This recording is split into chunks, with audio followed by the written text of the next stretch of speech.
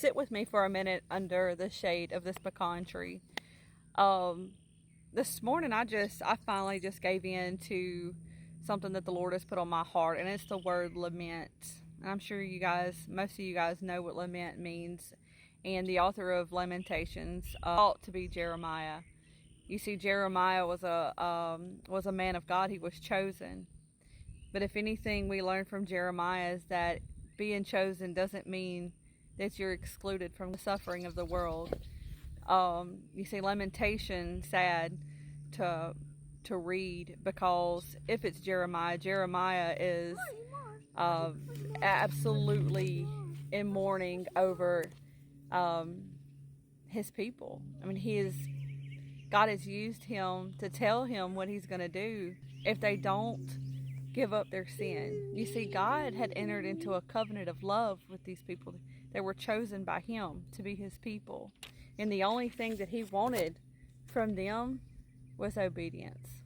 Yes, I just used a wrench to do that.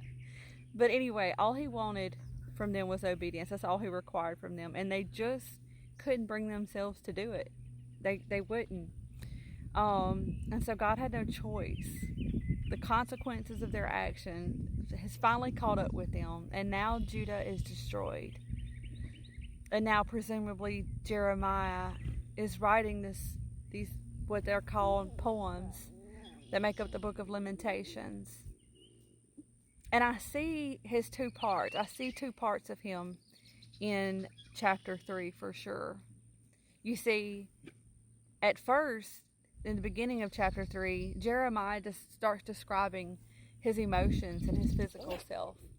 And it's bad. He's saying that his bones are broken, his teeth have been knocked out. Like, it's bad. We'll just go to chapter 3, verse 16. He has broken my teeth with gravel, and he has trampled me in the dust, and I have been deprived of peace.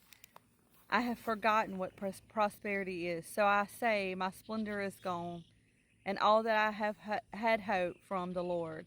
I remember my affliction and my wandering, the bitterness and the gall. I will remember them, and my soul is downcast within me. Yet this I call to mind. Go on. Yet this I call to mind, and therefore I have hope.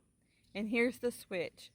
Here's where you can tell he starts to speak from his spirit. Because of the Lord's great love, we are not consumed. For his compassions, mercies, never fail. They are new every morning. Great is your faithfulness. I say to myself, the Lord is my portion. Therefore, I will wait for him. Do you see the switch? At the beginning of this, he was focused on himself. He was focused on his afflictions. His emotions were high. But then when he starts to speak from his spirit, it all flips to the Lord and how the Lord is so good and merciful.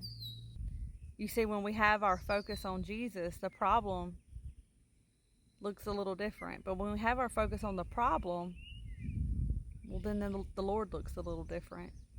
If our focus is on the problem and the problem doesn't get fixed, we start to see the Lord a little different because he's allowing it.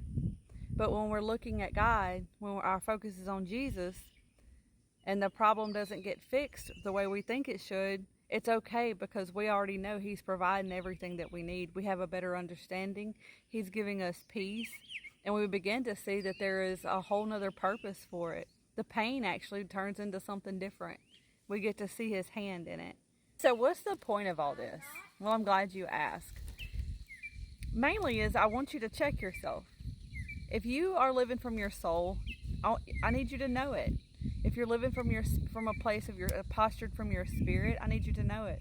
Also, if you're living from your spirit, your soul will come into alignment. How do you know you're living from your soul? How do you know you're thinking from your soul? Well, you'll seem a little selfish. You'll get a little jealous. You'll get a little disturbed at things. You'll have some anxiety. Sounds normal, right? But from your spirit has joy. There's peace. There's a calm that you can't describe. I'm not saying that things don't arise, but you're always going to be at war. There's always going to be a tug and a pull between your soul and your spirit. So if you're living from your spirit, eyes focused on the Lord, then your prayer life will change and your soul will eventually fall in line. That's how you see some of these people and you think, wow, I can't be like that. Yeah, you can. They just have their soul in subjection to their spirit.